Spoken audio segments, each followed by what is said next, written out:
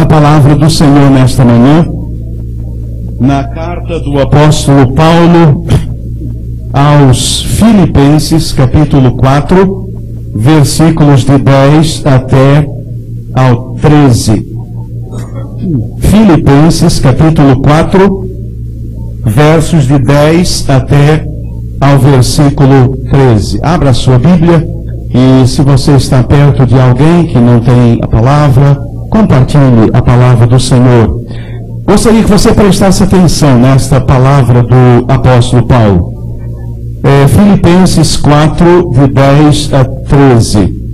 Ora, muito me regozijo.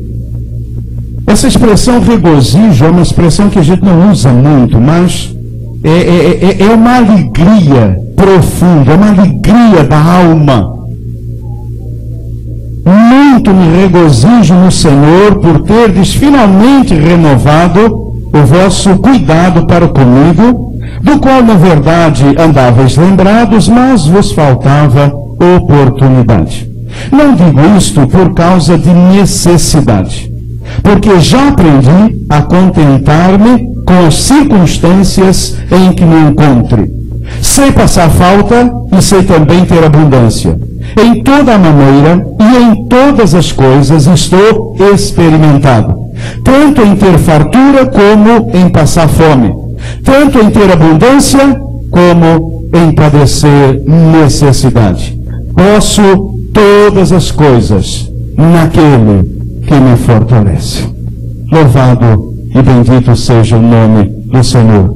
Irmãos, Deus criou o homem para que o homem vivesse uma vida plena, uma vida abundante, uma vida feliz, uma vida realizada, como nós podemos perceber claramente no relato da criação. O desejo de Deus é que nós vivamos no Éden. O Éden foi o lugar planejado por Deus para o ser humano. As pessoas dizem, mas se Deus existe, por que isso aí? Mas não foi isso aí que Deus criou para o homem, não. O que Deus criou para o homem foi um jardim do Éden. E não foi Deus que tirou o homem do Éden, não. Foi o homem que pediu para sair. Não foi Deus que tirou o homem do Éden, não. Foi o homem que quis sair, porque o homem voltou as costas para Deus. O plano de Deus não era esse. Mas Jesus Cristo veio a esse mundo para nos libertar da miséria e do pecado e trazer de volta a possibilidade de vivermos uma vida plena, uma vida abundante, que foi perdida lá em nosso pai Adão. No entanto, quando olhamos ao nosso redor, vemos que muitos crentes no Senhor Jesus, ao longo da sua caminhada cristã, têm deixado de experimentar esta vida maravilhosa que existe na pessoa bendita do Senhor Jesus Cristo. E esse é um fato que nós também temos comprovado.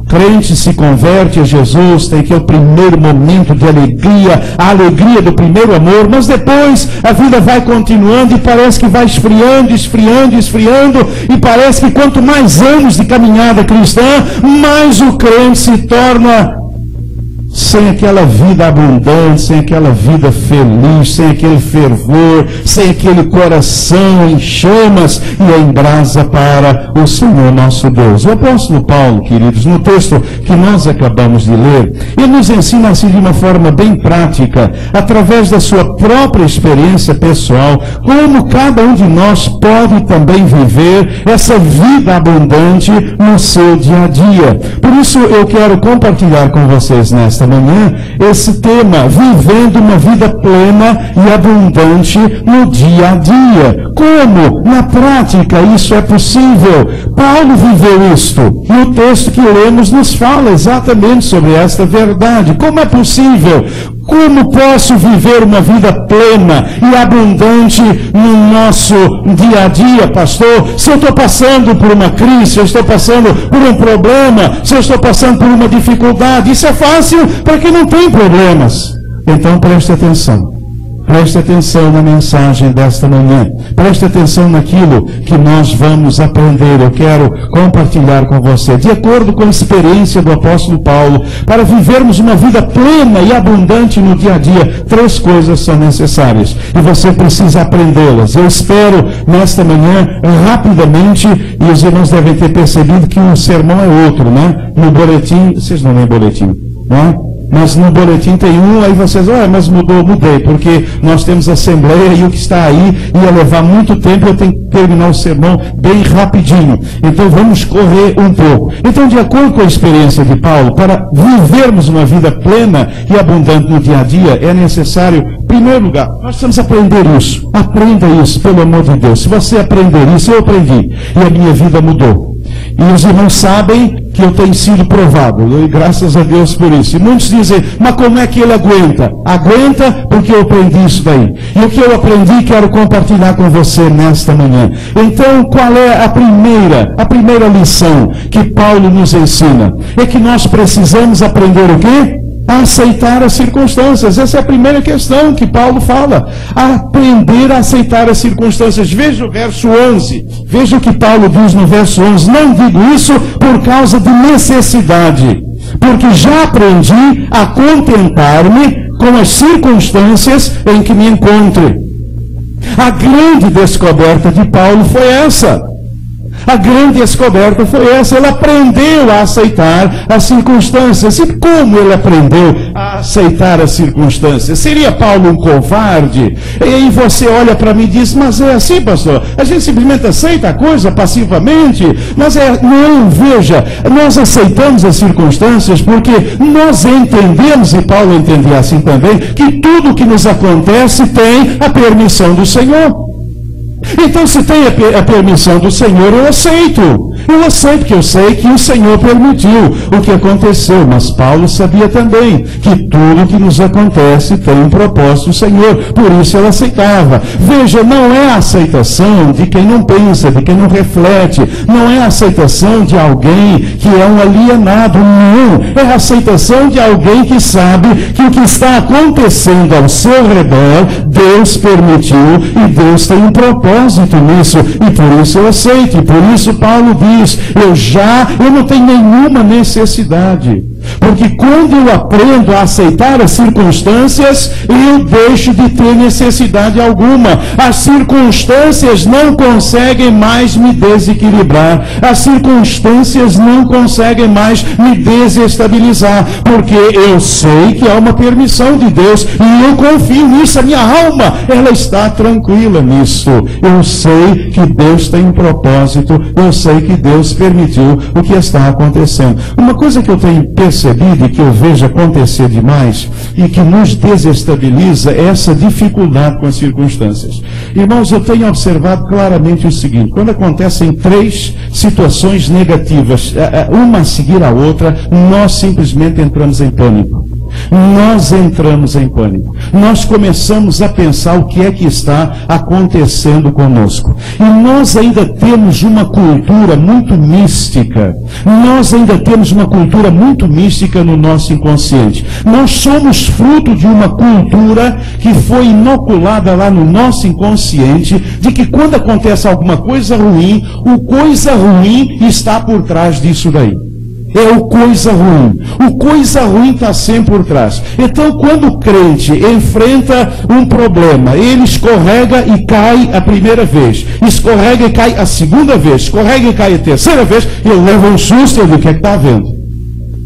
E não raro sempre aparece alguém para dizer algo tipo, já falaram isso para você? Né? E o problema é o i que nós começamos a ficar. E logo esse i, sabe qual é o problema desse i? É que ele abre brecha. Abre brecha, sabe para quê? Para uma vozinha que chega suavemente e diz, oi. E você diz, oi. Você é crente, né? Sou. Mas escorregou 3 vezes, né? Escorreguei. Cadê Deus? É mesmo. É mesmo. E aí começa aqui o diálogo que leva à depressão e à morte. Esse é o problema. Então, veja, eu preciso aprender a aceitar. Aconteceu? Aconteceu. Se aconteceu, o Senhor permitiu. E se o Senhor permitiu, o Senhor tem um propósito. A Ele toda a honra, a Ele toda a glória. Pode até ser o capeta que está por trás, mas se é o capeta, Deus permitiu. E se Deus permitiu que o capeta fizesse alguma coisa, o capeta vai se entender com ele, não é comigo não. É problema dele com o Senhor, não é comigo não. A minha vida continua estando tranquila nas mãos do Senhor. Então nós precisamos ter esse discernimento. Paulo diz, não tenho necessidade de coisa alguma. Sabe onde Paulo está quando ele escreveu isso? Está preso. Está preso. Está preso. Está numa pior financeira, porque na verdade ele recebeu só agora a ajuda deles. Ele está sem dinheiro, ele está sem liberdade, ele está sem nada, numa cadeia. E Paulo escreve e diz, eu não tenho necessidade de coisa nenhuma, porque ele não vivia mais ao sabor das circunstâncias, ele sabia que havia um Deus sobre tudo na vida dele. Louvado seja o nome do Senhor. Precisamos aprender isso não na mente, nós precisamos aprender isso no dia a dia. Porque, irmãos, as circunstâncias estão mudando a cada instante. Você sai daqui, recebe um telefonema, tem uma notícia ruim, acontece alguma coisa e você diz, mas meu Deus, o que é que aconteceu? Não aconteceu nada, o Senhor permitiu que isso acontecesse. Não aconteceu nada, o Senhor tem um propósito nisso que está acontecendo.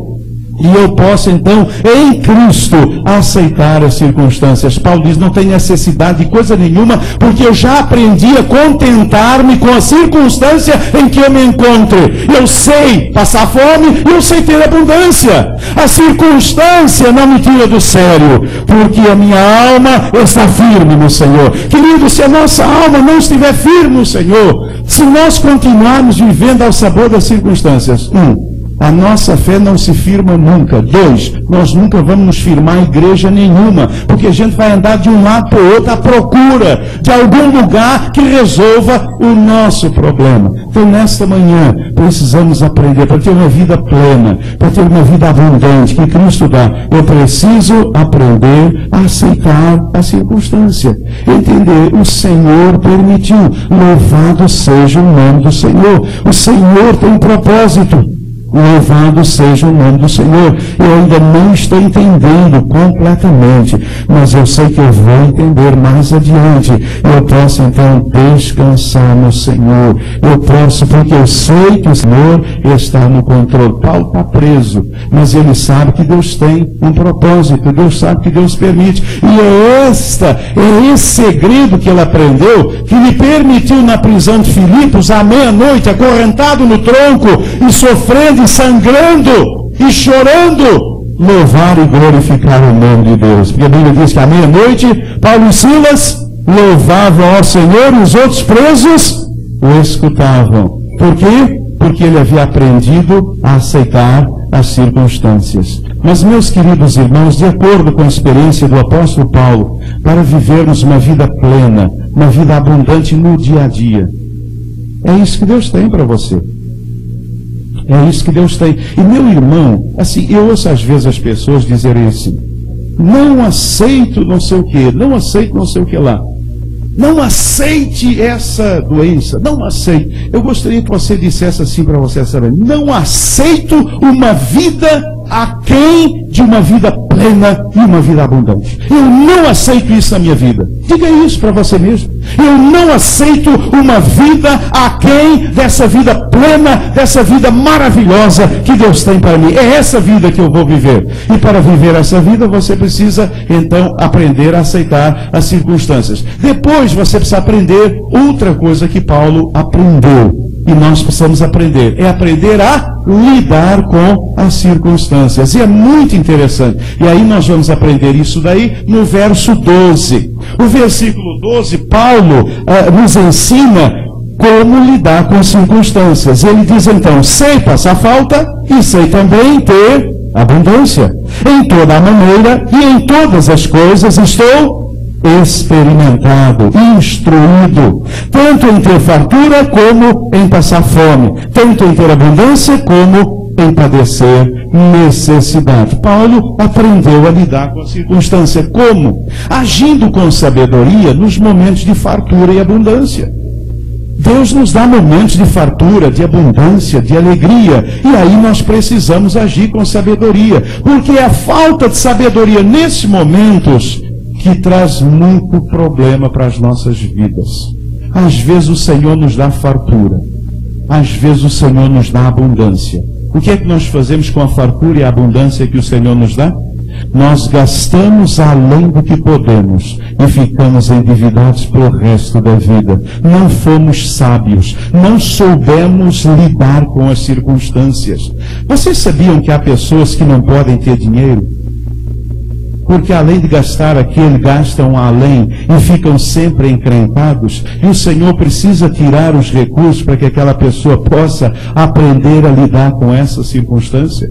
Nós precisamos de sabedoria para lidar com esses momentos de fartura. Mas olha, nós precisamos também, aprender com Paulo, de maturidade para agir nos momentos de escassez e necessidade. É o que Paulo está dizendo. Olha, eu sei passar necessidade e eu sei ter em abundância. Quando Paulo tinha com abundância, ele louvava, ele glorificava a Deus, ele dava graças ao Senhor. Quando Paulo não tinha, ele entendia que nessa escassez Deus estava o quê? Levando à maturidade. Sabe o que eu tenho aprendido? Nós não aprendemos na facilidade. Eu não sei o que é que há conosco. Nós não aprendemos na facilidade. Por isso a Bíblia diz um negócio interessante. É melhor ir à casa onde há luto do que à casa onde há festa. Que coisa mórbida, não é não? A Bíblia tem cada uma, né? Olha só, é melhor ir à casa onde há luto. Que é isso? Para com isso, pastor. É melhor ir à casa onde há luto do que à casa onde há alegria, porque naquela se vê o fim de todas as coisas e o homem reflete na sua própria vida. Interessante como nós somos. Você sabia que você não aprende nada na facilidade, na alegria? Sabia? Nós aprendemos é no sofrimento, é na luta. Interessante isso, né? A gente só aprende quando passa realmente pela dificuldade. Quando nós passamos pela facilidade, simplesmente esquecemos. Vocês já repararam? Quando é que a pessoa vem para a reunião de oração? Quando ela está bem financeiramente ou mal financeiramente? Quando é que a pessoa vem para a reunião de oração? Quando ela está com saúde ou sem saúde? Quando é que a pessoa vem para a reunião de oração? Quando ela está com emprego ou sem emprego? Então, se eu quero que vocês venham para a reunião de oração, o que é que eu vou pedir a Deus? Que o Senhor desempregue todo mundo, que o Senhor coloque todo mundo doente, que o Senhor arrase com vocês. A igreja se enche quarta-feira. A igreja fica cheia quarta-feira. Porque quando vem a facilidade, não temos sabedoria para lidar com isso na nossa vida. E simplesmente esbanjamos.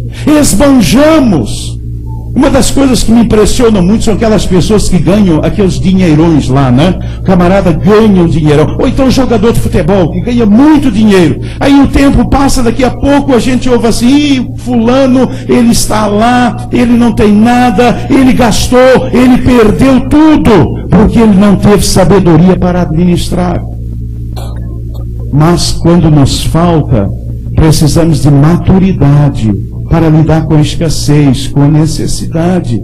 Precisamos aprender a lidar com isso. O Senhor não permite a escassez e a necessidade. Não é para nos levar à depressão. Não é para nos fazer sentir que Ele esqueceu de nós, não. É para que nós possamos amadurecer. É para que nós possamos aprender a lidar com essas circunstâncias. Crescermos por dentro. Sermos pessoas rijas de caráter. Firmes no nosso caráter. Irmãos, é assim que nós podemos enfrentar, é amadurecendo. Por isso eu preciso aprender a lidar com a situação. Eu tenho que saber lidar com os momentos em que o Senhor me dá abundância e louvar e glorificar o Senhor, mas eu preciso louvar a Deus nos momentos da dificuldade. Alguém numa reunião de oração, pastor, eu estava numa reunião de oração, ele estava ouvindo os irmãos dando testemunho, e os irmãos vinham e falavam, cada um, e aí chegou e ele veio à frente e disse: eu queria agradecer a Deus, porque o Senhor levou a minha filhinha. E o pessoal tomou um susto, porque nós não estamos habituados a lidar com a escassez, a necessidade e a tristeza. Você está olhando para mim? Quando a gente passa por escassez, necessidade e tristeza, nós nos sentimos crentes inferiores. Nós nos sentimos crentes inferiores. Por isso é que eu acho que nos cultos de testemunho, a gente só dá testemunho quando é coisa boa. O testemunho de coisa ruim, a gente não dá, porque a impressão que dá é que Deus está derrotado e eu mais ainda. E nós temos, na verdade, complexo. O crente, quando está doente, fica com complexo. O crente, quando está desempregado, fica com complexo. O crente, quando está passando por dificuldade, ele fica com complexo de inferioridade espiritual. Complexo. O crente, quando está bem na vida, ele acha que é o abençoado. Isso é teologia judaica. Na teologia judaica, é uma diferença interessante. Bênção no judaísmo era bem material. Bênção no Novo Testamento é bem espiritual. Deus já nos abençoou com o quê? Todas?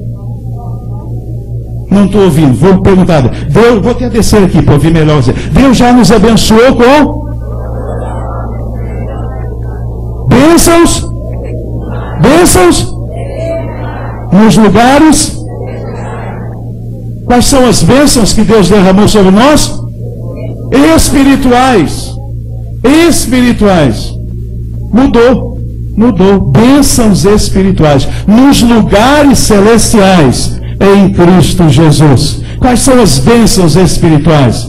A salvação, a alegria da salvação, uma vida frutífera no Senhor, uma vida santa, uma vida que glorifica, uma vida que exalta o nome do Senhor. Seja qual for a situação em que nós nos encontramos. Precisamos aprender a lidar com as circunstâncias. Meu irmão, se você está passando necessidade, luta, saiba que Deus está trabalhando com você. Para de se sentir um crente segunda classe.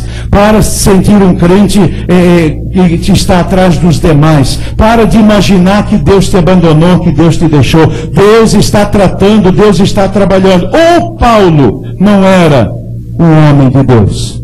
O Paulo não era um homem espiritual. Mas esse homem espiritual, ele está na prisão e ele disse: eu sei ter muito, mas eu sei passar? Paulo passou fome? Passou fome. Por que Deus deixou Paulo passar fome? Deus é tão ruim assim? Que Deus é esse que deixa o seu servo passar fome? É quando nós passamos fome e nós valorizamos a comida.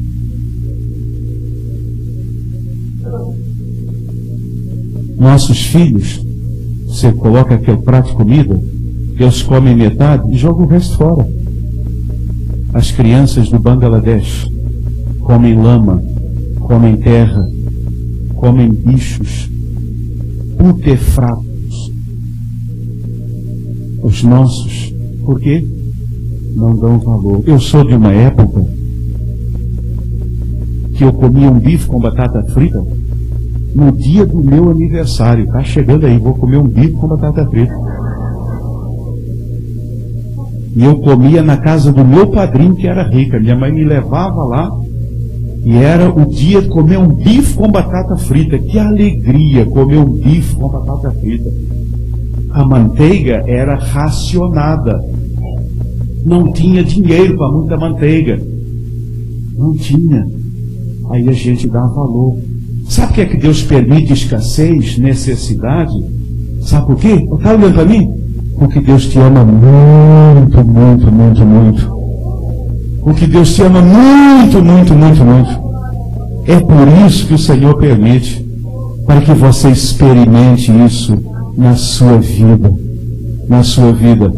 É que o tempo, senão eu ia contar histórias que nós dois vivemos. Vocês hoje olham para mim e talvez pensem que ele é um pastor bem sucedido, igreja de Copacabana, mas o que vocês não sabem é que nós já passamos fome. Um dia recebemos uma pessoa lá em casa, eu levei, nunca se leva ninguém em casa sem consultar a esposa, nunca faça essa besteira. E eu levei uma pessoa em casa e ela olhou para mim e disse: e agora? Eu disse: trouxe essa pessoa para lanchar na casa do pastor. Lá. Tem coisa melhor que lanchar na casa do pastor? E ela disse: mas eu só tenho 2 ovos. Aí eu olhei para ela, ela olhou para mim, eu disse, um ovo para mim, um ovo para a visitante, velho. Precisa mais. E ela deu lá um jeitinho, lá um saco de farinha, botou farinha no ovo, fez uma omelete daquele tamanho, né? Uma vez o Leonardo ficou doente e a gente não tinha dinheiro para comprar remédio e ficamos olhando para o outro. Ela disse assim, vamos na casa do irmão fulano, que o irmão fulano, a irmã fulana gosta muito do Leonardo. E aí ela vai pegar o Leonardo no colo e vai dizer assim, tá quente esse menino? E aí a gente vai dizer, tá quente. Será que tá com febre? Será? E aí não deu outra, e fomos, né?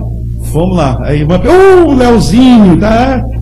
E pegou, tá quente. E o menino tá com febre, tá? Já deram remédio? Não. Ligou para a farmácia, mandou vir o remédio e deu o remédio para ele. Tem muito mais. Mas foi ali. Essa menina que vocês estão vendo lá, essa jovenzinha, ficou mais de 2 anos sem comprar uma única roupa. Você sabe o que é isso para uma mulher?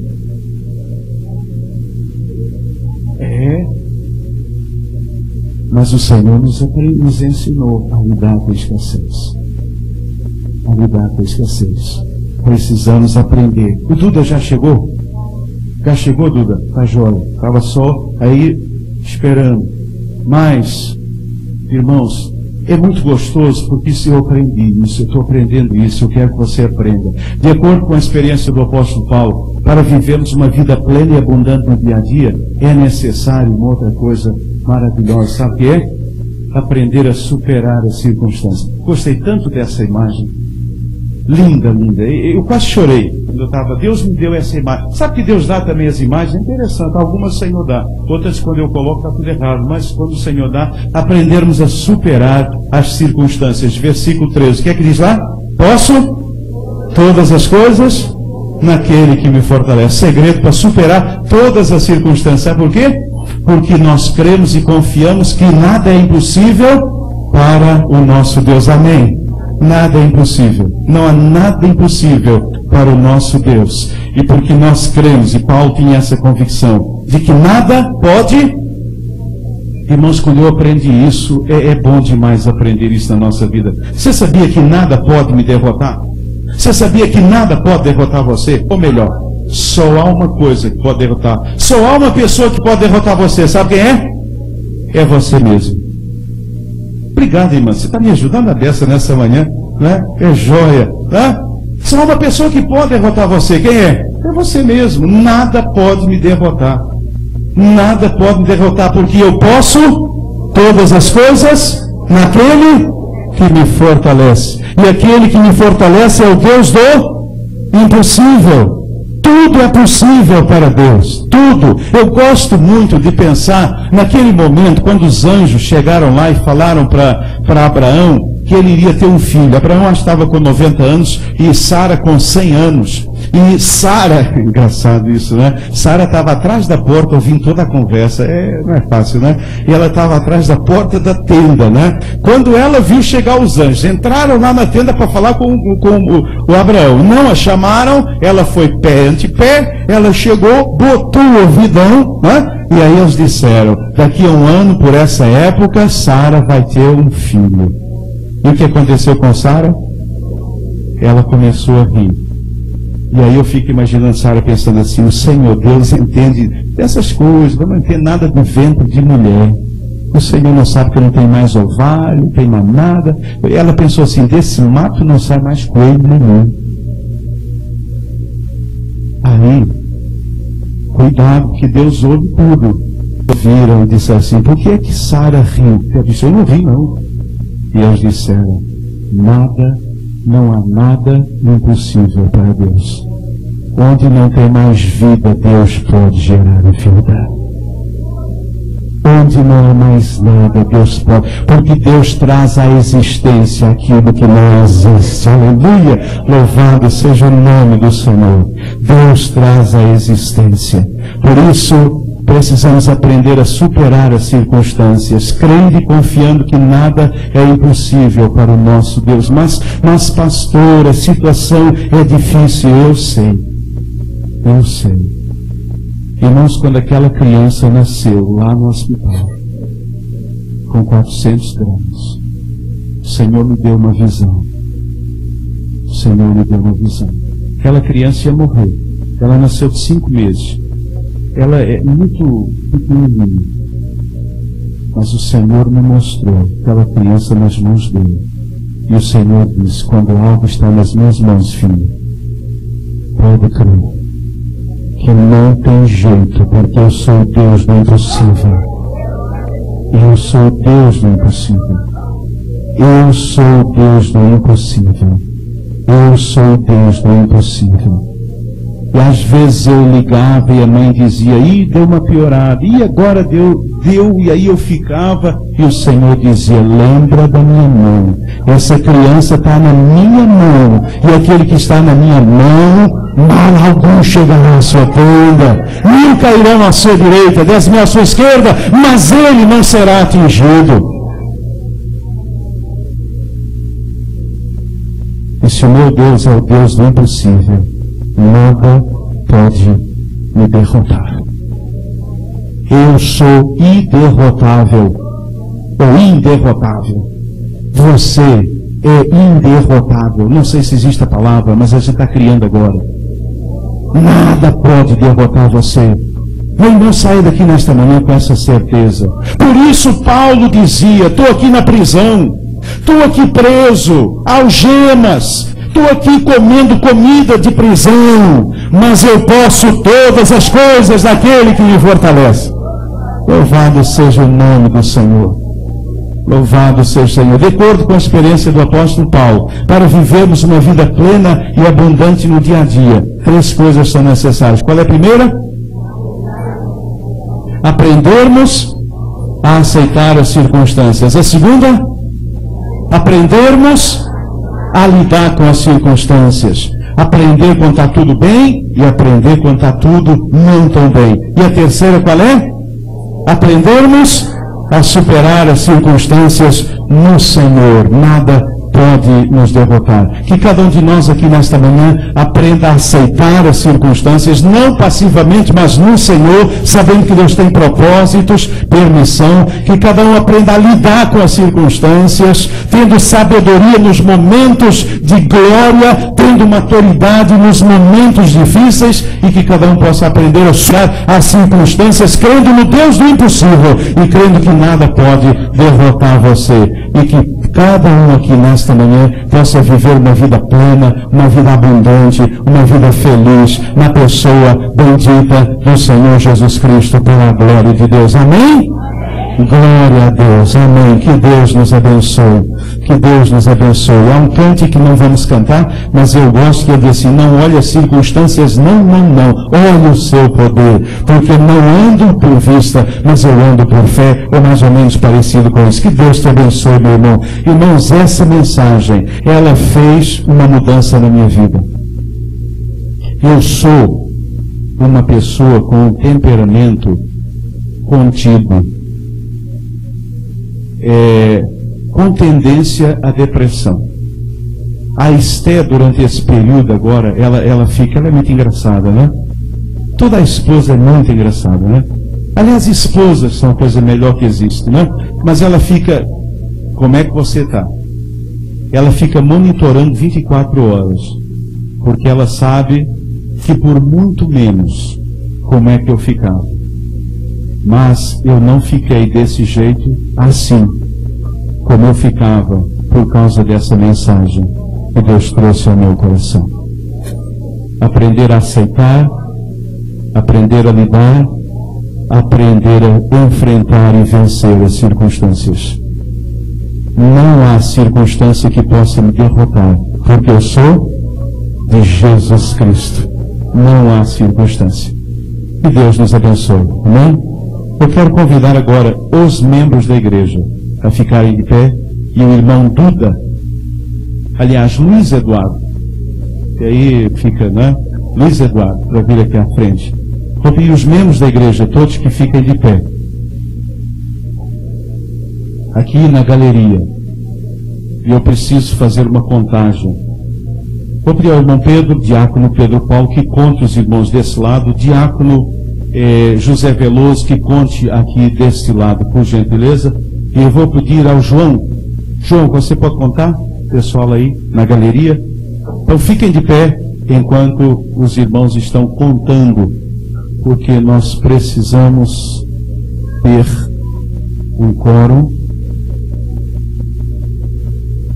Eu vou pedir aos membros da igreja que permaneçam.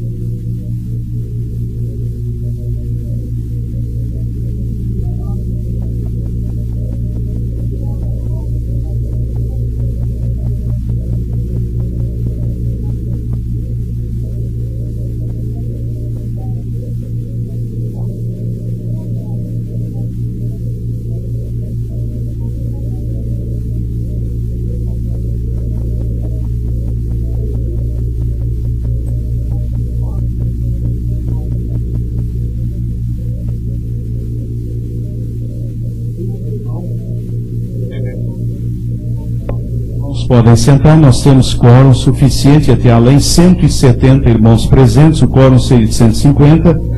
Então, mediante esta contagem, o número de 170 presentes, eu declaro aberta a Assembleia Extraordinária da Primeira Igreja Batista em Copacabana para tratarmos de 3 assuntos, conforme havíamos comunicado aos irmãos: orçamento para 2012, aquisição de posse de terreno em Rio das Pedras e verbas para projetos especiais. Eu quero então convidar, acho que ele está se preparando para... eu espero que não seja tão longo, os irmãos podem ficar, até porque temos almoço, então eu ainda estaria pregando. Eu hoje ia pregar até 12:30. Então os irmãos considerem, né? E nós vamos então ter esse momento gostoso, né? Esse momento em que o irmão Luiz Eduardo, que é o relator da assessoria de planejamento e orçamento da igreja, ele vai vindo aqui à frente e ele vai estar então apresentando o orçamento para os irmãos. Nós vamos seguir o seguinte método. Ele vai apresentando ministério por ministério. A cada ministério que ele apresentar,